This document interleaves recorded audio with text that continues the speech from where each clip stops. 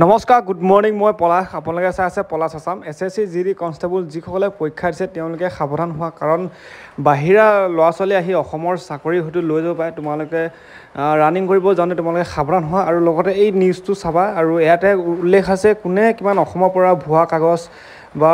apply কৰিছে অসমৰ হৈ আৰু চাকৰি লৈ যাব তোমালোকে দৌৰিব যাওঁতে চেক কৰিবা যাতে অসমৰ বাহিৰৰ পৰা অহা ল'ৰা ছোৱালীসকলে দৌৰিব নোৱাৰে লগতে চাকৰি কৰিব নোৱাৰে সেয়েহে তোমালোকে চেক কৰিবা লগতে এই নিউজটো চোৱা তোমালোকে সকলোখিনি গম পাবা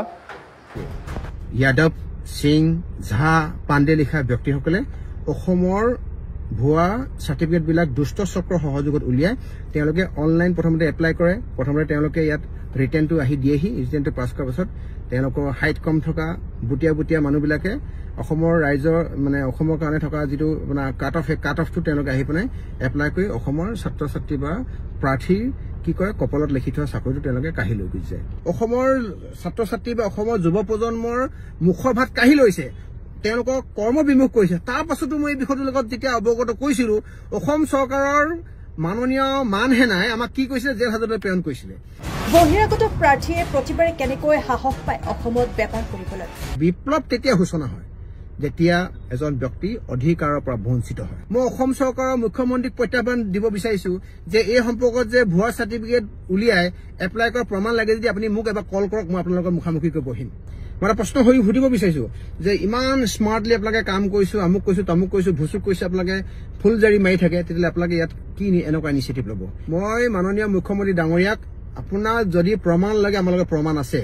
বিগত দিনত আপোনালোকৰ মানহেনাই আমাক ডিঙিত ধৰি মিছা অভিযোগত অভিযুক্ত কৰাই নন বেলেবল সেকশন লগাই আমাক জেল হাজতলৈ প্ৰেৰণ কৰিছিলে জেলৰ ভাত খাই আহিছো এছএছসি কাৰণ অসমীয়া ল'ৰা কিয় বঞ্চিত হ'ব লাগে নিজৰ অধিকাৰৰ পৰা যেতিয়া ব্যক্তি বঞ্চিত হয় তেতিয়াই বিপ্লৱৰ সূচনা হয় মুখ্যমন্ত্ৰী হিমন্ত বিশ্ব শৰ্মা বহিৰাজ্যৰ পৰা আহি তথ্য জালিয়াতিৰে পৰীক্ষাত অৱতীৰ্ণ হয় প্ৰাৰ্থী যদি সাহস আছে CIBৰ তদন্ত কৰাওক মুখ্যমন্ত্ৰী হিমন্ত বিশ্ব শৰ্মা দেশৰ টপ 5 মুখ্যমন্ত্ৰী হিমন্ত বিশ্ব শৰ্মালৈ পোনপটীয়া প্ৰশ্ন বীৰ লাচিত সেনাৰ নেতা বিকাশ অসমৰ ঠিকই শুনিছে আপোনাৰ মোৰ অজ্ঞাতে ৰাজ্যত সংঘটিত হৈছে ভয়ংকৰ কেলেংকাৰী সংঘটিত হৈছে SSC পৰীক্ষাত ৰাজ্যত অনুষ্ঠিত হোৱা বহু কেন্দ্ৰীয় নিযুক্তি পৰীক্ষাত বহিৰাজ্যৰ পৰা আহি তথ্য জালিয়াতিৰে পৰীক্ষাত অৱতীৰ্ণ হয় হাজাৰ প্ৰাৰ্থী